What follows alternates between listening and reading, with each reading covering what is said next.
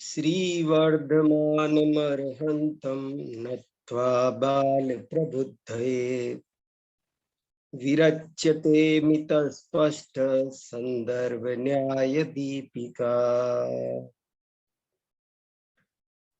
हम सब आचार्य धर्मभूषण यति द्वारा रचित न्याय दीपिका का अध्ययन कर रहे हैं और उसमें 2 प्रकाश पूर्ण हुए, तीसरा प्रकाश चल रहा है।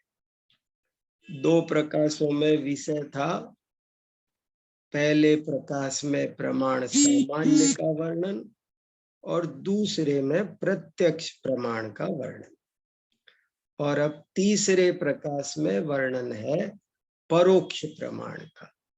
इतनी सी विषय सूची सबको याद रहनी चाहिए, तो उससे बहुत फायदा होगा। कभी भी कोई पूछे कि न्याय दीपिका की विषय वस्तु बताओ, तो जल्दी से बोलना चाहिए। न्याय दीपिका में 3 अधिकार हैं। पहले अधिकार में प्रमाण का सामान्य वर्णन है, दूसरे अधिकार में प्रत्यक्ष प्रमाण का वर्णन है और तीसरे अधिकार में परोक्ष प्रमाण का वर्णन है। बस बात पूरी। इतनी बात हमको सबको याद रहनी ही चाहिए। तो हमारा तीसरा अधिकार चल रहा है। जैसे कभी भी ये विषय सूची याद रखने से क्या फायदा है कि कभी भी कोई बात आए कि अरे वो अनुमान प्रमाण के बारे में, तो कौन से अधिकार में मिलेगा भाई? तीसरे में मिलेगा। मान लो साम्यवारिक प्रत्यक्ष की बात कहाँ मिलेगी भाई? पहले दूसरे में मिलेगी। ऐसे हमको विषय याद रहेगा तो हमको सारी चीजें मुट्ठी में रहेगी। इनको सूची कहते हैं, विषय सूची। सूची क्या होती है कि जो बहुत बिखरी हुई चीजों को एक साथ सिल दे। जैसे सूची क्या करती है कि बहुत सारे बिखरे हुए फूलों को एक साथ गूंथ देती है, माला बन जाती है। ऐसा ही यहाँ पर है। तो इतना याद रहना चाहिए। और हमारा प्रकरण चल रहा है तीसरे अध्याय में अनुमान का। तीसरे अधिकार में भी सबसे पहले स्मृति की बात हुई, फिर प्रत्यय विज्ञान की हुई, फिर तर्क की हुई, और अब नंबर आया है अनुमान का। तो अनुमान प्रमाण का स्वरूप समझा दिया, और अनुमान का प्रमाण का स्वरूप समझाने के बाद उसके भेद बताए। अनुमान का स्वरूप क्या बताया? साधनात् साध्य विज्ञानम अनुमानम। और उसके बाद अनुमान के भेद बताए कि भाई अनुमान के कितने भेद होते हैं। तो उन्होंने कहा अनुमान के 2 भेद होते हैं। एक को कहते हैं स्वार्थानुमान और दूसरे को कहते हैं परार्थानुमान। अब फिर दोनों को समझा रहे हैं। स्वार्थानुमान क्या होता है, परार्थानुमान क्या होता है। दरअसल अनुमान तो अनुमान है, जब किसी साधन को देखकर, हेतु को देखकर, लिंग को देखकर साध्य का ज्ञान हो जाए तो उसको अनुमान कहते हैं। लेकिन ये अनुमान कभी अपने आप हो जाता है और कभी किसी दूसरे के समझाने से होता है। जैसे सम्यक दर्शन तो सम्यक दर्शन होता है, लेकिन कभी वो परोपदेश से होता है और कभी अपने आप होता है। तो इस आधार पर सम्यक दर्शन जैसे 2 तरह का होता है, ठीक ऐसे ही अनुमान ज्ञान भी 2 तरह का होता है।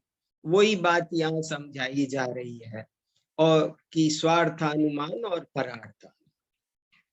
ये बात स्वार्थानुमान की समझाते समय आई कि स्वार्थानुमान में धर्मी प्रसिद्ध होता है।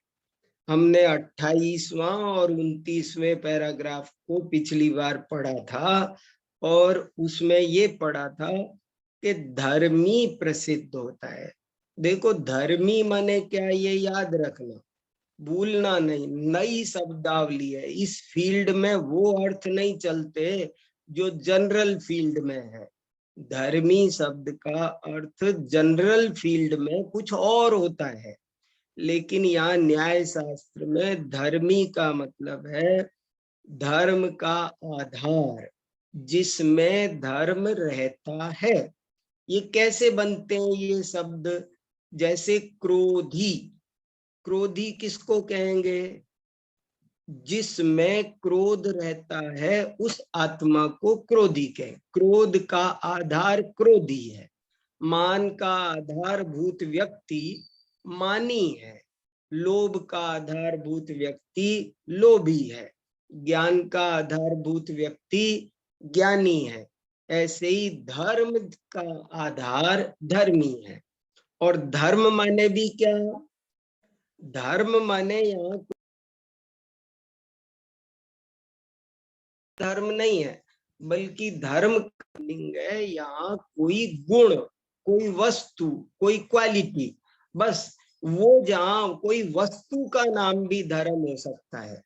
जैसे वो उदाहरण पकड़ के रखो कि इस पर्वत पर अग्नि है क्योंकि धुआं है, तो यहाँ पर अग्नि है वो एक धर्म है, और वो जो पर्वत है वो धर्मी है। पर्वत धर्मी है और जो धुआं है वो क्या है? धर्म है। तो इस तरह से हमको इन सब बातों को बहुत सावधानी से समझेंगे तो समझ में आएगी। तो तीन चीज है, एक तो होता है साध्य, एक होता है साधन, और एक होता है धर्मी। साध्य क्या है? अग्नि। साधन क्या है? धुआं। और धर्मी क्या है? जहां पर ये दोनों रहते हैं, जहां पर धुआं और अग्नि रहते हैं, उस पर्वत का नाम है धर्मी। तो वो धर्मी के बारे में ये बात 28वें 29वें पैराग्राफ में समझाई कि धर्मी पर बहस नहीं करना है, क्योंकि धर्मी पर बहस करेंगे तो हमारी सारी बातचीत का ट्रैक चेंज हो जाएगा, हमारा प्रकरण ही खत्म हो जाएगा, हम प्रकरणांतर में पहुंच जाएंगे।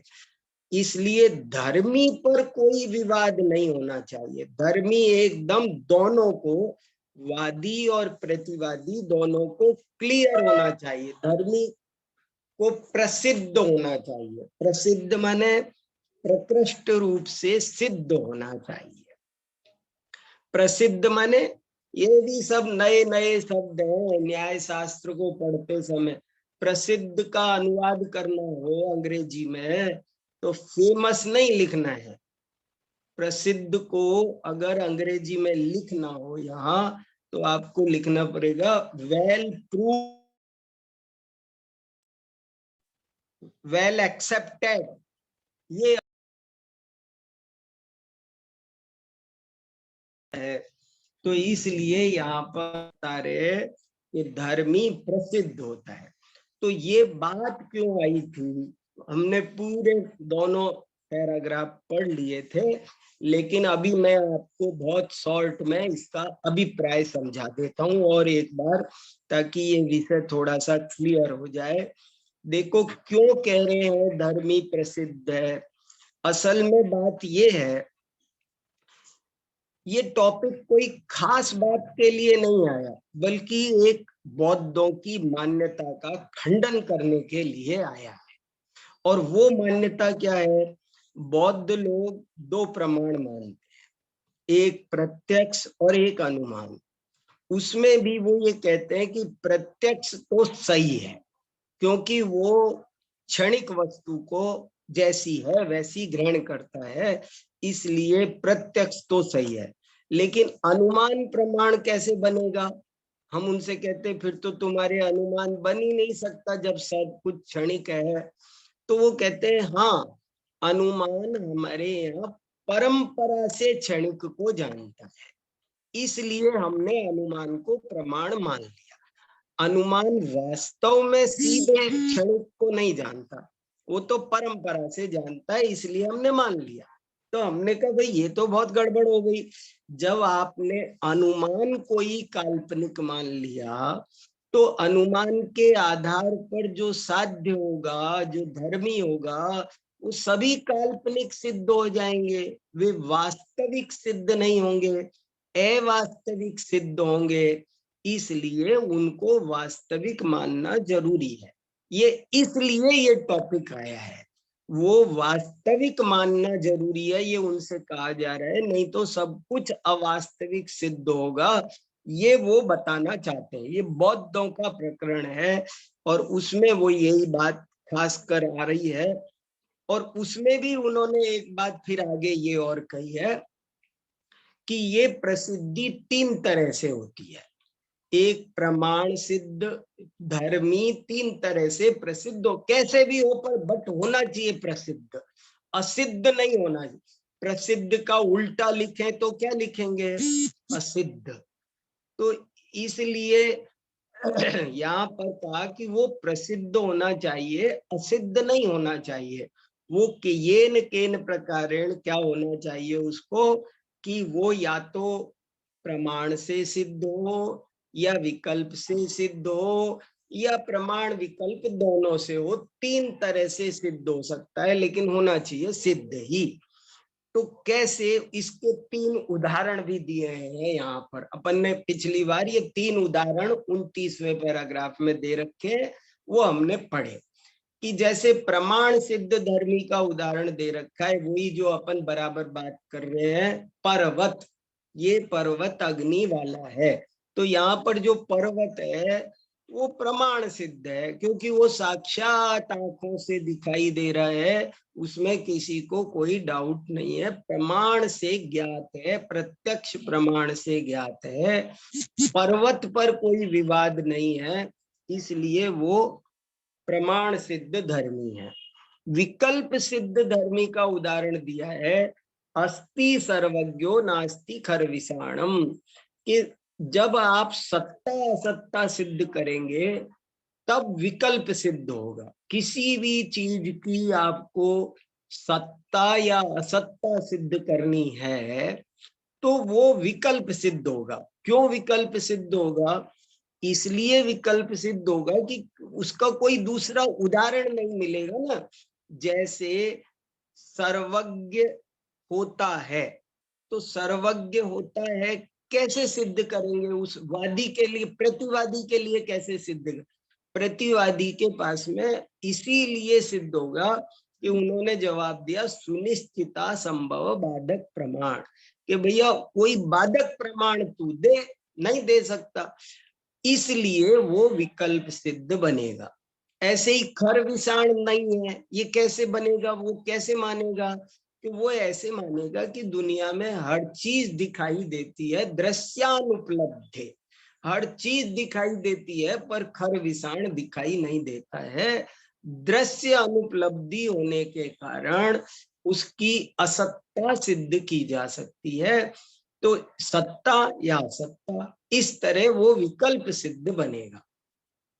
और उभय सिद्ध का एक बढ़िया उदाहरण दिया इन्होंने कि शब्द परिणामी है क्योंकि वो कृतक है। अब ये 3-4 शब्द थोड़े थोड़े न्याय में, ये एक बार शब्दावली पकड़ में आ जाए तो हमेशा आराम हो जाए।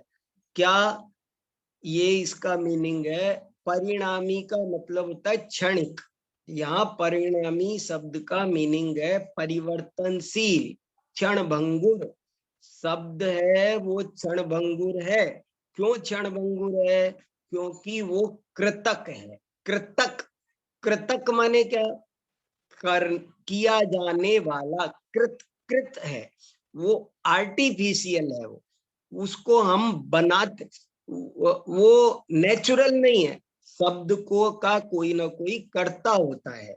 शब्द माने आवाज, आवाज का कोई ना कोई कर्ता होता है, तब ना आवाज होती है, वो अपने आप नहीं है, उसको बनाया जाता है। तो वो क्या है? वो उभय सिद्ध क्यों है? वो उभय सिद्ध इसलिए है क्योंकि शब्द 2 तरह के होते हैं, एक जो सामने है और एक भूत भविष्य में है। तो जो सामने है, देखो यहाँ ऊपर दे रखा है ना, उभय सिद्धो धर्मी यथा। उभय सिद्ध धर्मी का उदाहरण दिया, शब्द परिणामी है क्योंकि वो कृतक है। और कृतक इसको में धर्मी क्या है? शब्द। शब्द का परिणामीपना। देखो कोई भी वाक्य में ये देखो, यहाँ साध्य क्या है, साधन क्या है, और धर्मी क्या है। और धर्मी माने धर्म का आधार, और धर्मी का दूसरा नाम पक्ष भी होता है। शब्द साध्य नहीं है, शब्द तो धर्मी है। शब्द में परिणमनशीलता, क्षणिकता साध्य है। शब्द क्षण भंगुर होता है, ये विवाद का विषय है। सिद्ध ये किया जा रहा है कि शब्द क्षणिक होता है, अनित्य होता है। तो वो ये कह रहे हैं कि देखो इसमें शब्द दो तरह का है।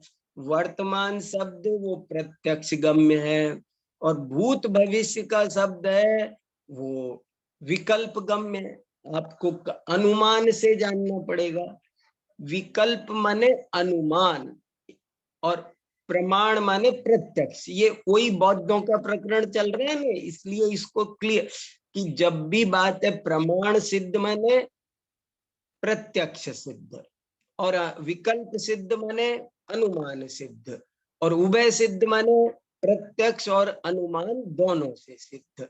ऐसे करके ये प्रकरण समझ में आएगा। और बाकी इसमें और कुछ खास बात नहीं है, इतनी ही बात क्लियर है।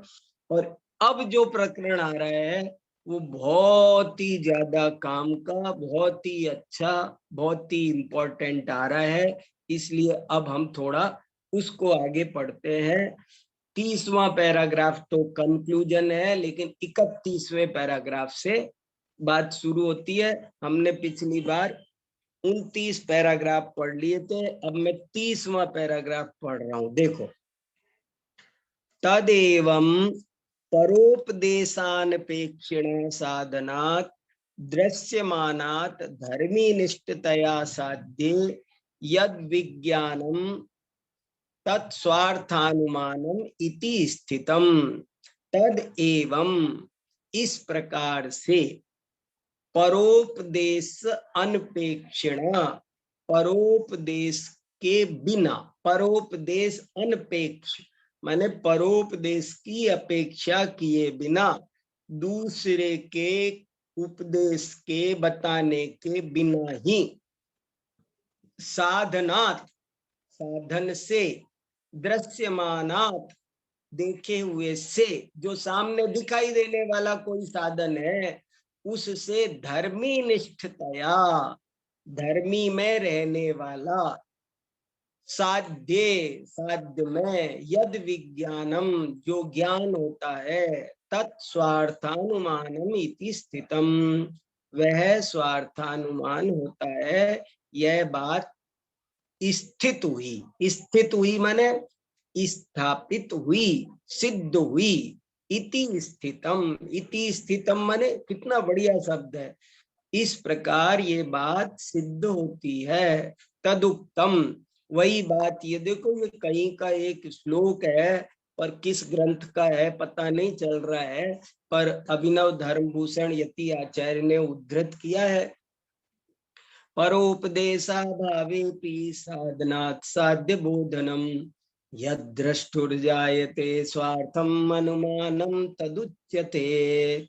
थोड़ा संस्कृत का पाठ करना चाहिए, इनको शुद्ध पढ़ने से बहुत अधिक ज्ञान में वृद्धि होती है। बार बार पढ़ते रहने से एक दिन शुद्ध पढ़ना आ जाता है, और शुद्ध पढ़ना आने से बहुत अच्छा अर्थ समझ में आने लग जाता है। तो देखो क्या कहा, 31वां हेडिंग, परार्थानुमान से निरूपणम।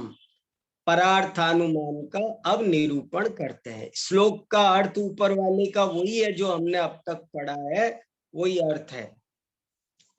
ये जो श्लोक है ना ऊपर, परोपदेशा भावे भी, परोपदेश का अभाव होने पर भी, साधनात् साध्य बोधनम, बोधन माने ज्ञान, साधन से साध्य का ज्ञान होना।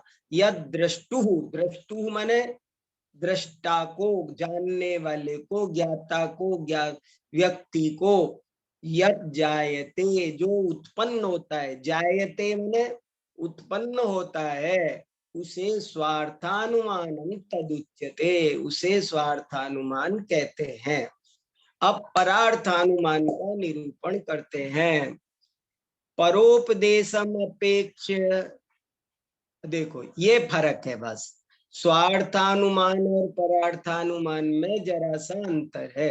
स्वार्थानुमान परोपदेश के बिना ही होता है, लेकिन परार्थानुमान परोपदेश से ही होता है। बाकी सारी परिभाषा सेम है। परोपदेशम अपेक्ष, अपेक्ष माने परोपदेश की अपेक्षा करके, परोपदेश का सहारा लेकर के। यत, जो, साधनात्, साधन से, साध्य विज्ञानम, साध्य का जो ज्ञान होता है। विज्ञान क्यों लिखा, ज्ञान क्यों नहीं लिखा, ये सूत्र थे। विज्ञान लिखा, क्यों लिखा, विज्ञान माने पक्का ज्ञान। तत्परार्थानुमानम, उसे परार्थानुमान कहते हैं।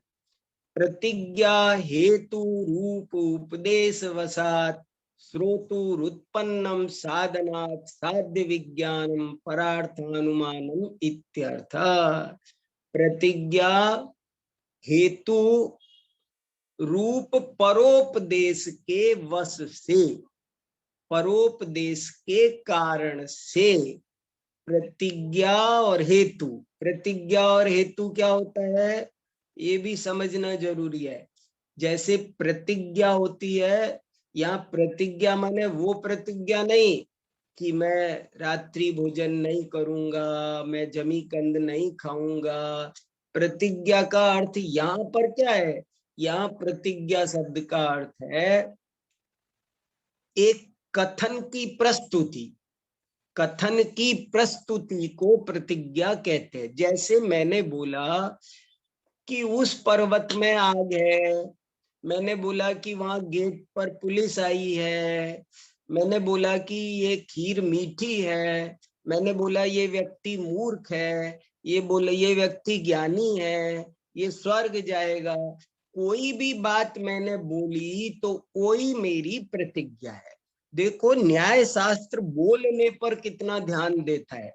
यहाँ चरणान योग तो आचरण की प्रतिज्ञा बोलता है, लेकिन न्याय शास्त्र कहता है कि आपकी वाणी संभाल कर बोलो। आप जो बोल रहे हो ना, मैंने बोला इस गिलास में पानी है, तो ये मेरी प्रतिज्ञा है, भंग नहीं होनी चाहिए। यदि भंग होगी तो इसी को न्याय शास्त्र में व्यभिचार कहते हैं।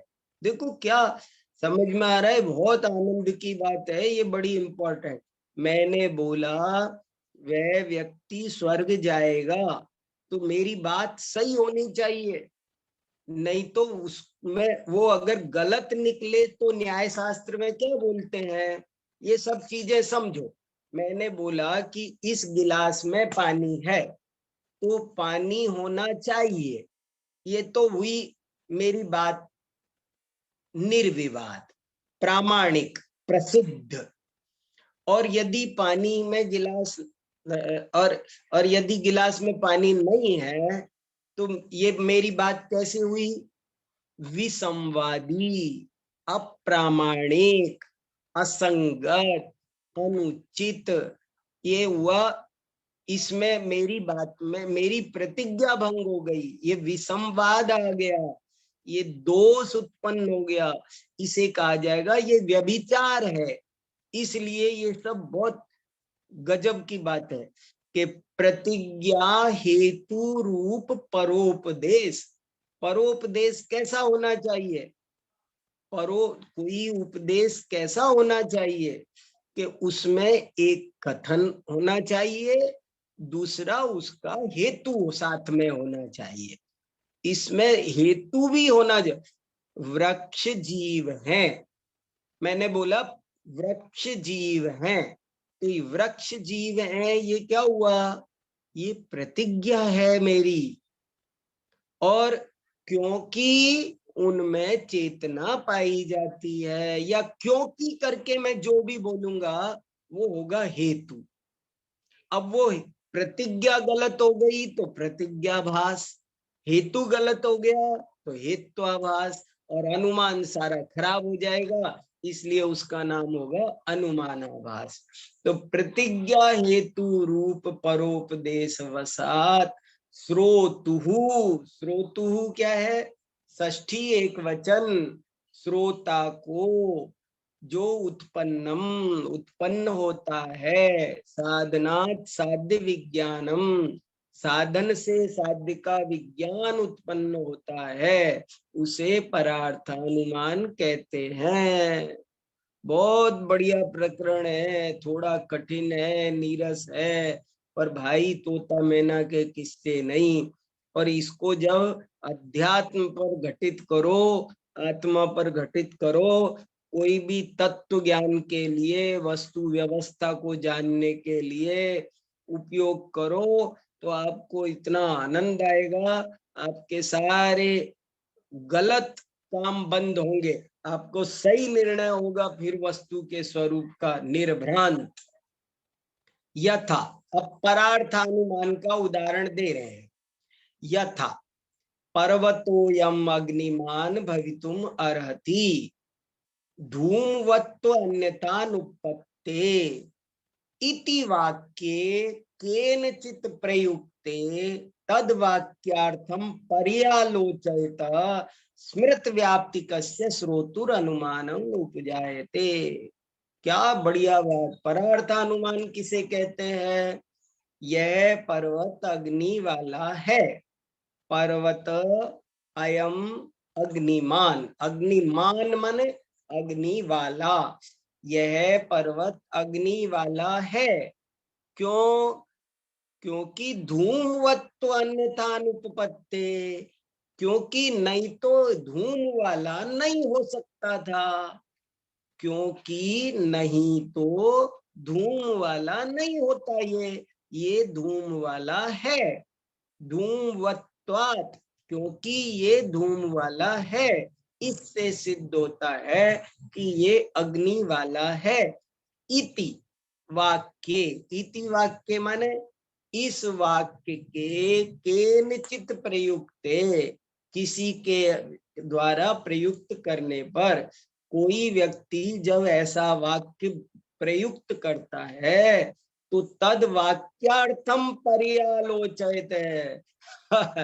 तो उस वाक्य के अर्थ को देखते हुए, स्मृत व्याप्ति कस्य, व्याप्ति का जो व्यक्ति स्मरण करता है, व्याप्ति माने धुआं और अग्नि का जो अविनाभाव संबंध है, साध्य और साधन में जो अविनाभाव संबंध होता है उसको व्याप्ति कहते हैं। और उस व्याप्ति का जब स्मरण आ जाए तब अनुमान होता है। किसको, श्रोतुहु, श्रोतुहु, श्रोतुहु माने 6/1, षष्ठी विभक्ति एक वचन, श्रोता को अनुमानम उपजायते, श्रोता को अनुमान उत्पन्न होता है। देखो कितना बढ़िया।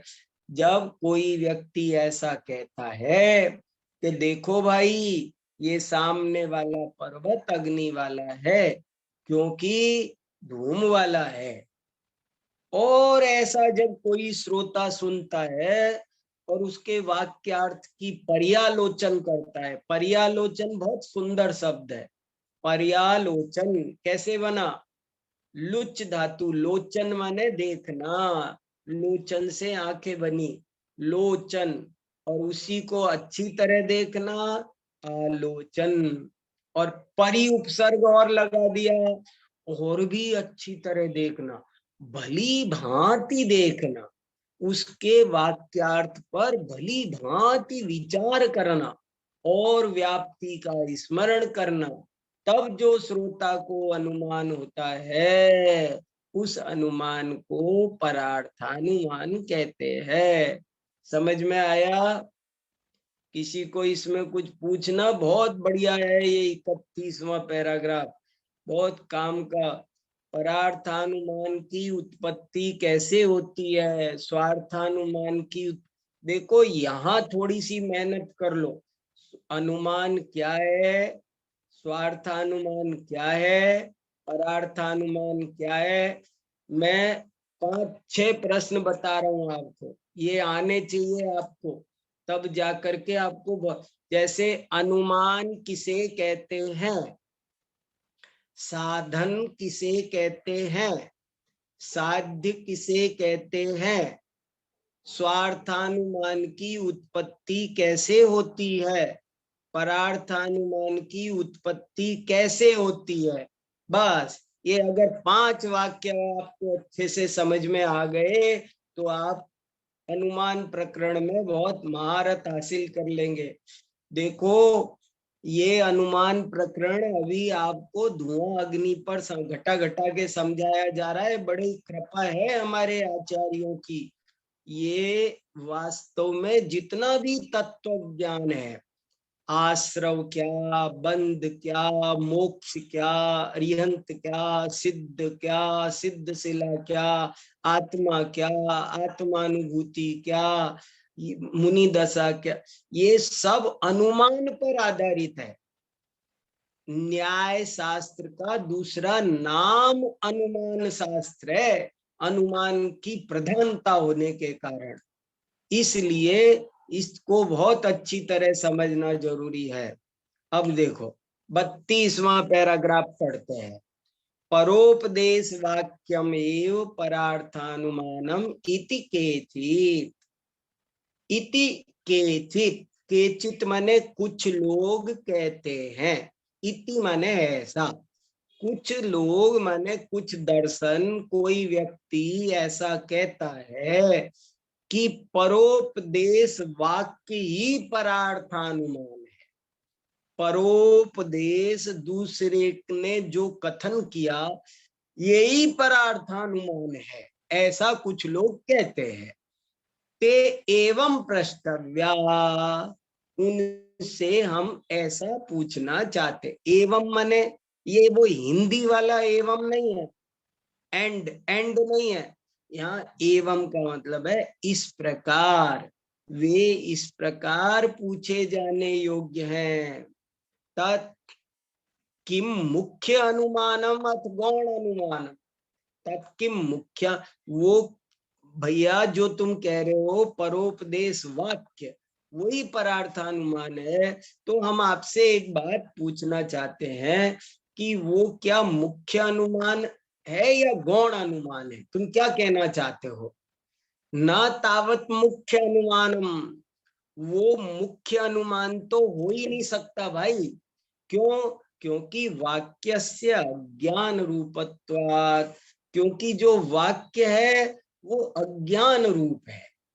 गौणानुमानम तद वाक्यम इति, यदि तुम कहते हो कि वो गौण अनुमान है वो वाक्य, तो इति तु अनुमन्यामहे। देखो अब इसकी संधि करके देखना चाहिए, तू प्लस अनु प्लस मन्यामहे, उसको वैसा तो अम्मा गौण अनुमान मानने में हमें कोई दिक्कत नहीं है, हम मानते हैं। लेकिन मुख्य अनुमान मानते हो तो सावधान, क्योंकि मुख्य अनुमान वो नहीं है। इसलिए नहीं है क्योंकि जो वाक्य है वो तो अज्ञान है, पुद्गल है, शब्द मात्र है। तत्कारणे तद व्यपदेशोपपत्तेरायुर्घृतम इत्यादिवत। वह कारण में कार्य का उपचार करके ऐसा कोई कहे कि भाई वाक्य परार्थानुमान है, तो कह सकता है, कोई बात नहीं है। कैसे? आयुर्घृतम इत्यादि वत, वत माने की तरह। जैसे कोई ये कहे कि घृतम आयु, घृत माने घी, अरे ये आयु है, तो घी को आयु कहना ये क्या है? घी आयु नहीं है, लेकिन आयु का कारण है। इसलिए उसको ऐसा कह देते हैं कि घृतम आयु। ऐसे ही परोपदेश वाक्य परार्थानुमान नहीं है, बल्कि परोपदेश वाक्य से जो ज्ञान पैदा होता है साधन से साध्य का अनुमान, तो वो है। जैसे पुस्तक का नाम आगम नहीं है, ये शास्त्र का नाम आगम है क्या? नहीं, शास्त्र का इसका नाम आगम नहीं है। ये तो आगम का कारण है। आगम तो यहाँ है, आगम तो ज्ञान रूप है, आगम तो प्रमाण का भेद है। इसलिए ये बात समझने की है। परार्थानुमान प्रयोजक वाक्यस्य प्रतिज्ञा हेतु रूप अवयव द्वयस्य प्रतिपादनम। मैं पढ़ रहा हूं, किसी को कुछ पूछने का मन करे तो अपना हैंड रेज करना। बात समझ में आनी चाहिए सबको अच्छे से। ये बड़ा इंपॉर्टेंट प्रकरण चल रहा है। चलो, परार्थानुमान प्रयोजक वाक्यस्य प्रतिज्ञा हेतु रूप अवयव द्वयस्य प्रतिपादनम। परार्थानुमान का जो वाक्य होता है उसमें दो अवयव होते हैं। देखो कितनी बढ़िया बात बताई जा रही है। अनुमान के, परार्थानुमान के कितने अंग होते हैं, कितने अवयव होते हैं। अवयव, अवयव बोलो या अंग बोलो, एक ही बात है। अंग और अवयव में कोई अंतर यहाँ पर नहीं है। क्या बता रहे हैं? तस्य एतस्य परार्थानुमानस्य अंग संपत्ति ही स्वार्थानुमानवत। उस तस्य एतस्य, उस इस परार्थानुमान की अंग संपत्ति स्वार्थानुमान की तरह ही है। जैसे हमने स्वार्थानुमान के, स्वार्थानुमान और परार्थानुमान में कोई अंतर नहीं है, एक ही अंतर है। एक परोपदेश से होता है और एक बिना परोपदेश के होता है, बस, बाकी कोई बात नहीं है।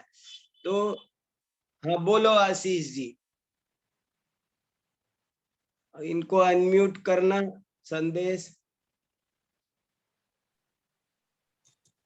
जय जिनेन्द्र सर। हाँ बोलिए आशीष जी। सर आपने ये बताया ना, स्वार्थानुमान के अंदर तो जो पक्षी है, पक्ष है, धर्मी है, वो प्रसिद्ध होना चाहिए। हाँ। और परार्थानुमान के अंदर ऐसा जरूरी नहीं है सर। हाँ, अभी एक लाइन और होने दो, तब खुलासा होगा आपके प्रश्न का। थैंक यू ये सर। बहुत बढ़िया प्रश्न पूछा। जो आप पूछने वाले हो वो प्रश्न इसकी अगली लाइन में आने वाला है। इन्होंने एक बार तो कह दिया कि परार्थानुमान के अंग भी स्वार्थानुमान की तरह ही होते हैं, लेकिन थोड़ा सा फर्क डाल करके खुलासा कर रहे हैं। परार्थानुमान प्रयोजकस्य वाक्यस्य द्वौ अवयवौ, द्वौ, परार्थानुमान प्रयोजक वाक्य के दो अवयव होते हैं, प्रतिज्ञा और हेतु। मुझे ये दो शब्द सुनकर पढ़कर बहुत मर्म भाषित हो रहा है, बड़ा आनंद आ रहा है। बड़े इंपॉर्टेंट शब्द है ये। परार्थानुमान का प्रयोजक माने कारण, जो वाक्य होता है उसमें दो अवयव होते हैं, उसके दो अंग होते हैं। एक को कहते हैं प्रतिज्ञा और दूसरे को कहते हैं हेतु।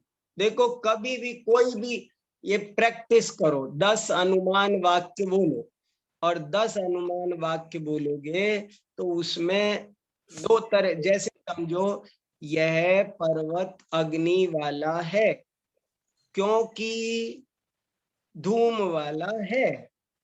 तो ये इसमें जो क्योंकि के बाद आता है, क्योंकि से जो हिस्सा होता है वो तो है हेतु, और क्योंकि से पहले वाला जो हिस्सा है वो है प्रतिज्ञा। मैं जीव हूं क्योंकि मुझ में ज्ञान है, तो मैं जीव हूं, ये हुआ प्रतिज्ञा। क्योंकि मुझ में ज्ञान है, ये हुआ हेतु। तो दो अनुमान, कोई भी अनुमान वाक्य होगा तो उसमें दो चीज होगी, एक को कहेंगे प्रतिज्ञा और दूसरे को कहेंगे हेतु। अब इसी बात को थोड़ा और खुलासा कर रहे, तत्र धर्म धर्मी समुदाय रूपस्य पक्षस्य वचनम प्रतिज्ञा। वहां धर्म धर्मी के समुदाय रूप पक्ष के वचन को प्रतिज्ञा कहते हैं। देखो, मैं जीव हूं क्योंकि मुझ में ज्ञान है। अब यहाँ क्या है, अब इस उदाहरण को थोड़ा सा घिसो अच्छे से। मैं जीव हूं क्योंकि मुझ में ज्ञान है, तो क्योंकि मुझ में ज्ञान है ये क्या हुआ, हेतु। प्रतिज्ञा क्या हुई, मैं जीव हूं। और प्रतिज्ञा का ही दूसरा नाम पक्ष होता है। मैं जीव हूं, मैंने बोला मैं जीव हूं, मैंने बोला वृक्ष जीव है, मैंने बोला पुस्तक अजीब है। तो ये सारे वाक्य हुए पुस्तक अजीब है, ये हुआ प्रतिज्ञा या पक्ष। और क्योंकि इसमें ज्ञान नहीं है, ये क्या हुआ, ये हेतु। अब इसमें भी एक जरा सा और थोड़ी बारीकी में जाकर के देख लो। अब मैं जीव हूं, यहां पर सिद्ध क्या करना है, धर्म क्या है और धर्मी क्या है। धर्म और धर्मी दो से मिलकर पक्ष बनता है, दो से मिलकर प्रतिज्ञा बनती है। प्रतिज्ञा में दो चीज होती है, एक धर्म एक धर्मी। एक धर्म, जैसे हमने कहा यह पर्वत अग्नि वाला है, पर्वत धर्मी है और अग्नि धर्म है। मैं जीव हूं, तो मैं जीव हूं में क्या हुआ, मैं है धर्मी। मैं नहीं सिद्ध करना है, बल्कि मैं जीव हूं ये सिद्ध करना है। तो जीवत्व ये है साध्य। साध्य क्या है, पहले वाक्यों को पकड़ो, 2 4 5 प्रैक्टिस कर लो। हमें पुस्तक अजीब है क्योंकि इसमें ज्ञान नहीं है। यहां घटित करो, क्या है, पुस्तक क्या है, धर्मी। और पुस्तक में अजीवत्व सिद्ध करना हमारा साध्य है। पुस्तक अजीब है, ये हुआ साध्य, ये हुआ पक्ष, ये हुई प्रतिज्ञा। इसको साध्य कहो, पक्ष कहो, प्रतिज्ञा कहो, एक ही बात है, ऐसे समझना। साध्य कहो, पक्ष कहो, प्रतिज्ञा कहो, बस इतना फर्क है। बोल देते हैं तो उसका नाम प्रतिज्ञा है, वाक्य बोलने का नाम प्रतिज्ञा है। आपने बोला ना, आपने कहा ना, आपने बोला, तो जैसे कहते हैं ना, दुनिया में कहते हैं ना अपने वचन का, जैसे कोई कहे आप मुझे 1 लाख रुपए दे दो और मैं आपको 1 महीने में लौटा दूंगा, तो 1 महीने में लौटा दूंगा, ये मेरी प्रतिज्ञा है। और अब इस प्रतिज्ञा को कभी भंग नहीं करना चाहिए, इसका निर्वाह होना चाहिए, ये न्याय शास्त्र कहता है। देखो कितनी बढ़िया बात है। तत्र धर्म धर्मी समुदाय रूपस्य पक्षस्य वचनम प्रतिज्ञा। ये बड़ा इंपॉर्टेंट प्रकरण है, जल्दी से आपको कोई ठीक से समझना समझाने वाला नहीं मिलेगा, बहुत मन लगा करके सुनना जरूरी है। हमने बहुत मेहनत करके इसको सरल किया है, हमने बहुत तपस्या करके सरल किया है, अब आपको पका पकू के दे रहे हैं। देखो सिंपल, वहां धर्म धर्मी के समुदाय रूप पक्ष के वचन को प्रतिज्ञा कहते हैं। यथा पर्वतोयम अग्निमान इति, जैसे पर्वत अग्नि वाला है, क्यों, साध्या विना भावी साधन वचन हेतु, क्योंकि इसमें जो हेतु दिया है वो साध्य के साथ अविनाभावी है। साधन कहो हेतु कहो एक ही बात है। साधन को बोल दिया तो हेतु हो गया, पक्ष को बोल दिया तो प्रतिज्ञा हो गया। यथा धूमवत्व अन्यथा अनुपत्ते, अन्यथा अनुपपत्ति, उपपत्ति माने प्राप्ति, अनुपपत्ति माने अप्राप्ति, धूमवान पना, ऐसे अ काट दो, अन्यथा अनुपत्ति में भी निगेटिव है, अनुपत्ति में भी निगेटिव है, तो निगेटिव से निगेटिव काट करके पॉजिटिव बचा लो। धूमवान पना पाया जाता है, इसलिए तथैव धूमवत्वोपपत्ते इति वा, खुद ही कह दिया। चाहे तो आप इस बात को पॉजिटिव वे में कह सकते हो, क्योंकि यहाँ धूमवान पना पाया जाता। पॉजिटिव वे में कह सकते हो कि वहां धूमवान धुआं पाया जाता है। निगेटिव वे में कह देते हैं कि अदरवाइज वहां धुआं नहीं होता। एक ही बात को पॉजिटिव भी कहा जाता है। पुस्तक अजीब है, वरना इसमें ज्ञान होता, ऐसे भी कहते।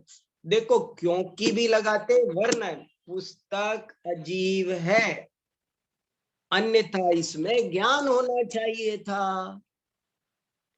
मैं जीव हूं, अन्यथा मुझ में ज्ञान नहीं होना चाहिए था। तो चीज को, एक ही चीज को पॉजिटिव नेगेटिव दोनों ढंग से कह सकते हैं, लेकिन वो हेतु होना चाहिए।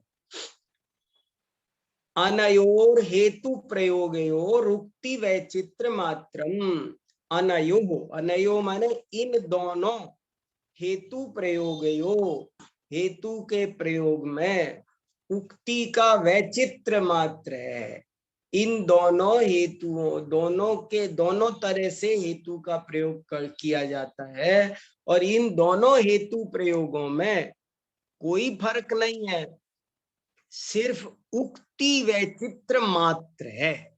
इसमें केवल उक्ति की विचित्रता ही एक मात्र फर्क है, और कोई फर्क नहीं है। कहने का ढंग, उक्ति माने बोलना बोलने का तरीका अलग है, बातें किया। पूर्वत्र, पहले तो धूमवत्व अन्यथा अनुपत्तेरिति अयम अर्थ, पहले तो ऐसे कहा कि धूमवानपना नहीं होना चाहिए था। तो धूमवत्वस्य अग्निमतत्वाभावे अनुपत्तेरिति निषेध मुखेन कथनम। निषेध मुखेन कथनम माने निगेटिव वे में कहा है। निषेध वे, निषेध मुखे, निषेध मुख माने पद्धति, निगेटिव वे में बात कही गई है। द्वितीय तो धूमवत्व उपपत्तेरिति अयम अर्थ, कि दूसरे में कहा कि धूमवानपना होता है। इस प्रकार अग्निमत्वे सत्य धूमवत्वस्यैव उपपत्तेरिति विधि मुखेन प्रतिपादनम। विधि माने पॉजिटिव। जब पहले कहा तो निगेटिव वे में बात को कहा, दोबारा हमने बात बोली तो हमने पॉजिटिव वे में कही। पॉजिटिव वे को संस्कृत में क्या कहते हैं? विधि मुखेन, और निगेटिव को क्या कहते हैं? निषेध मुखेन, नास्ति परक ढंग से। और विधि मुखेन माने अस्ति परक ढंग से। अर्थस्तु न भिद्यते, अर्थ में कोई भेद नहीं है। उभयत्रापि, दोनों ही जगह, अविनाभावी साधन अभिधान विशेषात, दोनों ही जगह अविनाभावी साधन को अभिधान माने कहने की बात अविशेष है। अविशेष माने सामान्य है, विशेष नहीं है, उसमें कोई अंतर नहीं है। अतस्तयोर हेतु प्रयोगयोर अन्य तरह एव वक्तव्यः उभय प्रयोगे पौनरुक्त्यात्। अतः इसलिए तयो माने उन दोनों में से, हेतु प्रयोगयो, उन दोनों हेतु प्रयोगों में से, अन्यतर, अन्यतर माने कोई एक, अन्यतर, अन्यतर माने क्या? दो में से कोई एक। और यदि अन्यतम लिखा होता तो बहुतों में से कोई एक। दो में से कोई एक कहना हो तो अन्यतर शब्द का प्रयोग करते हैं, और बहुतों में से एक कहना हो तो अन्यतम शब्द का प्रयोग करते हैं। इसलिए इन दोनों में से कोई एक ही बोलना चाहिए। वक्तव्य उभय प्रयोगे पुनरुक्त्यात्, दोनों बोलोगे तो केवल पुनरुक्ति होती है। तथा च उक्त लक्षणा प्रतिज्ञा, और प्रतिज्ञा क्या है जो हमने ऊपर बता दी। एतयोः अन्यतरो हेतु प्रयोगश्च इति अवयवद्वयम् परार्थानुमान वाक्यस्य इति स्थिति। इस प्रकार जो हमारी उक्त लक्षण प्रतिज्ञा है वो उसमें हेतु प्रतिज्ञा और हेतु प्रयोग ये दो ही अवयव है परार्थानुमान वाक्य के। इति स्थिति, ये बात स्थित हुई, सिद्ध हुई, स्थापित हुई। स्थिति माने स्थापित हुई। व्युत्पन्नस्य, व्युत्पन्न माने समझदार, ज्ञानी। व्युत्पन्न, अव्युत्पन्न माने ना समझ, बालक, अज्ञानी। श्रोतु, श्रोतु माने श्रोता के, ज्ञानी श्रोता के। तावन मात्रेणैव, इतने मात्र से ही। तावत, कितने संधि वंदी सब क्लियर होनी चाहिए। श्रोतु तावन मात्रेणैव, उतने मात्र से ही। मात्रेण एव, उतने मात्र से ही। अनुमिति उदयात, अनुमिति का उदय हो जाता है। अनुमिति उदयात, कितना बढ़िया शब्द, क्या अधिकार है धर्मभूषण यति का। भाषा पर तो कमाल ही करते हैं, बहुत आनंद आता है। अनुमिति, अनुमिति माने क्या होता है, अब आप सब समझो। आता है क्या अपने को? प्रमिति, प्रमाण की क्रिया को, प्रमाण के फल को प्रमिति कहते हैं। ज्ञान की क्रिया को, ज्ञान के फल को ज्ञप्ति कहते हैं। ऐसे ही अनुमान की जो क्रिया है, अनुमान का जो फल है, जो रिजल्ट है, उसको अनुमिति कहते हैं। अनुमिति ऐसे ही हो जाती है, कैसे? समझदार को इतने में ही अनुमिति हो जाती है। अनुमति नहीं है, अनुमिति है। अनुमति नहीं, अनुमिति। अनुमिति माने अनुमान का फल। कितने मात्र से हो जाती है? कि केवल दो बात बोलो, एक प्रतिज्ञा और एक हेतु, बस दो बोलते ही अनुमिति हो जाएगी। दो बोलने मात्र से अनुमिति। वृक्ष जीव है क्योंकि उसमें चेतना है। खेल खत्म, इतने से अनुमान ज्ञान हो जाएगा। अनुमिति को शॉर्ट में कहना हो, दूसरे शब्द, अनुमिति माने अनुमान ज्ञान। पर्वत पर अग्नि है क्योंकि धुआं है, तो हमने पर्वत पर अग्नि है, ये क्या हुआ? प्रतिज्ञा। क्योंकि वहां धुआं है, ये क्या हुआ? हेतु। प्रतिज्ञा बोली और हेतु बोला, बस।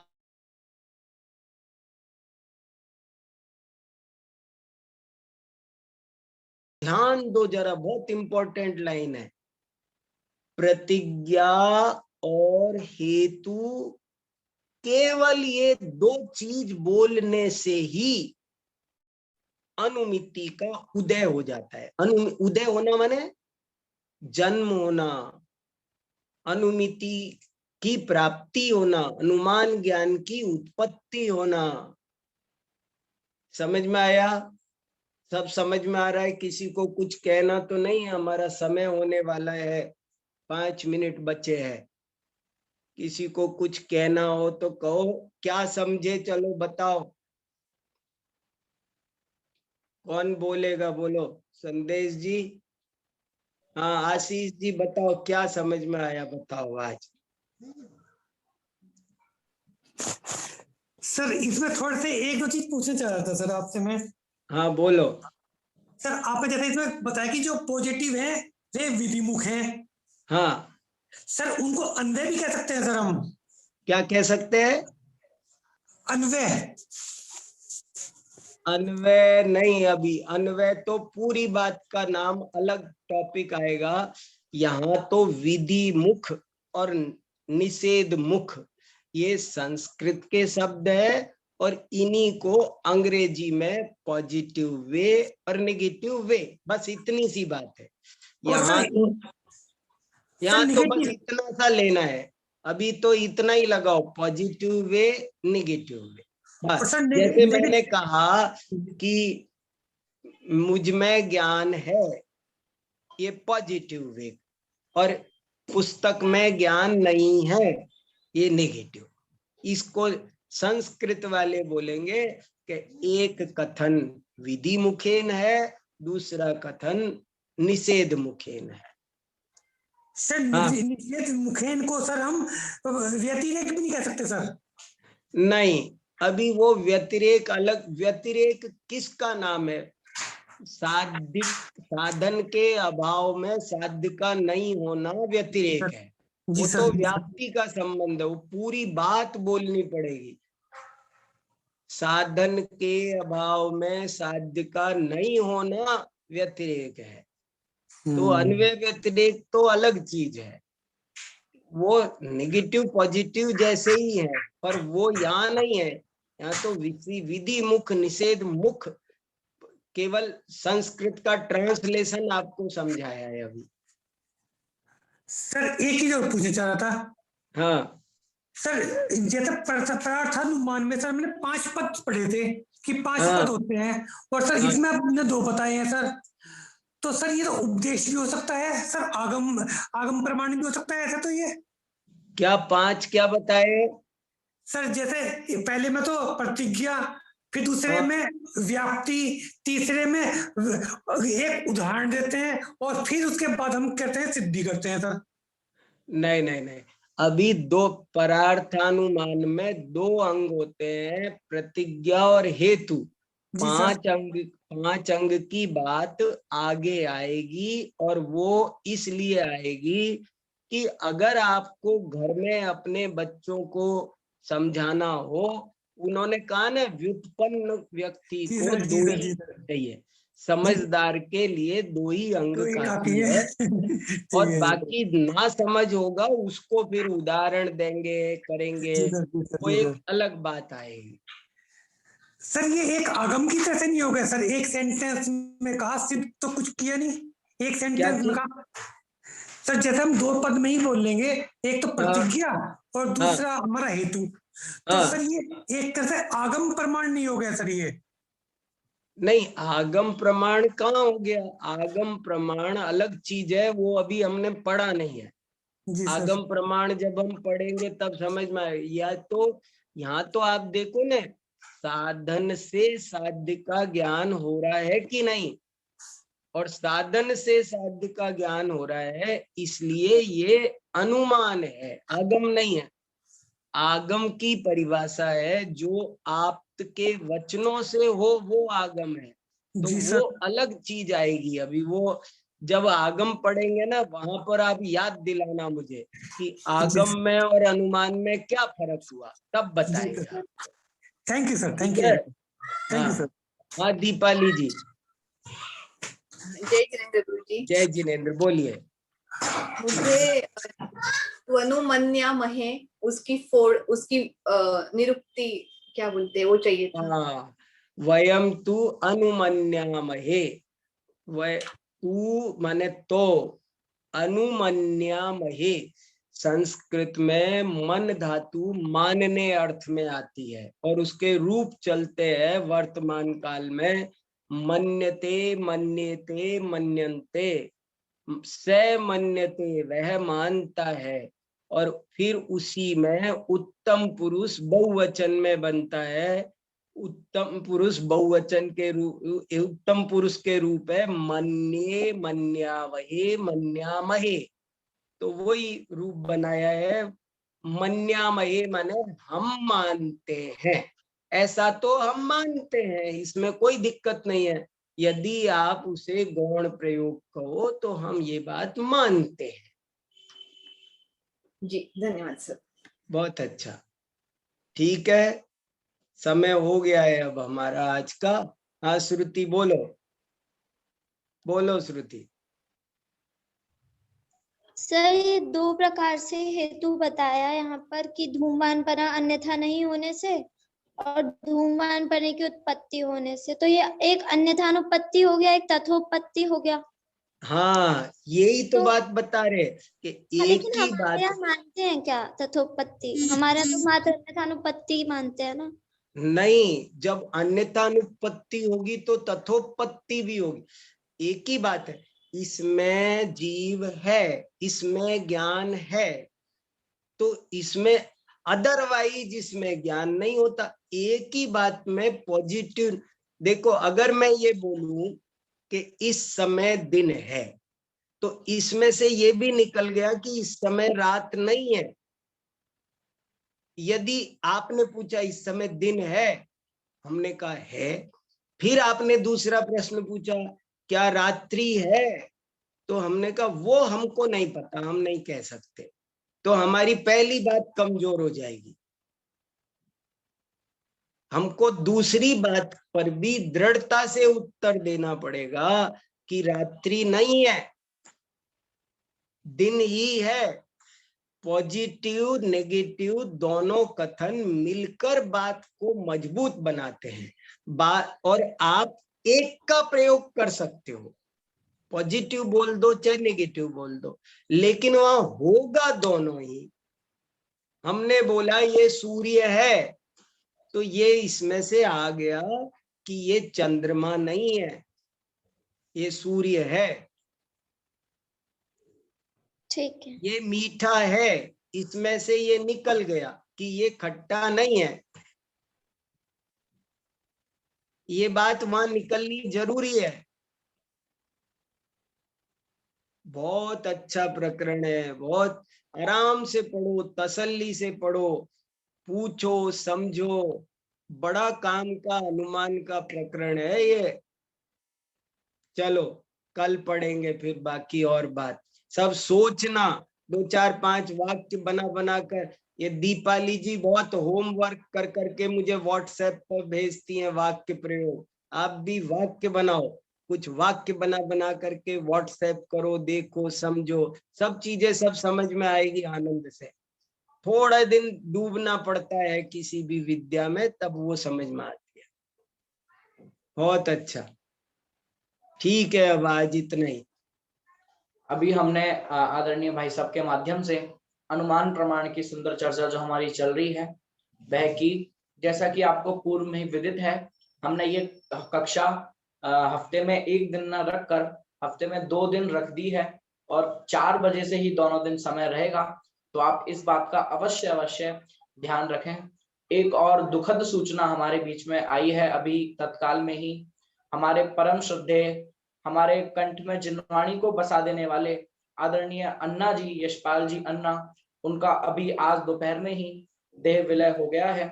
उनको इस लघु सभा के माध्यम से हम उनके चरणों में सादर श्रद्धांजलि अर्पित करते हैं।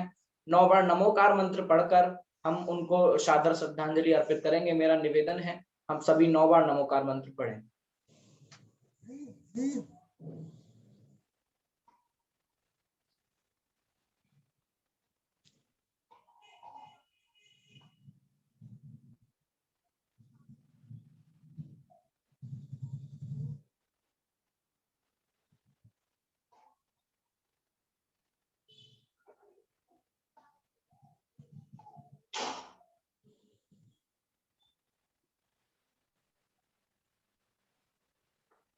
आदरणीय अन्ना जी को इस प्रकार हम इस लघु सभा के माध्यम से सादर श्रद्धांजलि अर्पित करते हैं। जय जिनेंद्र।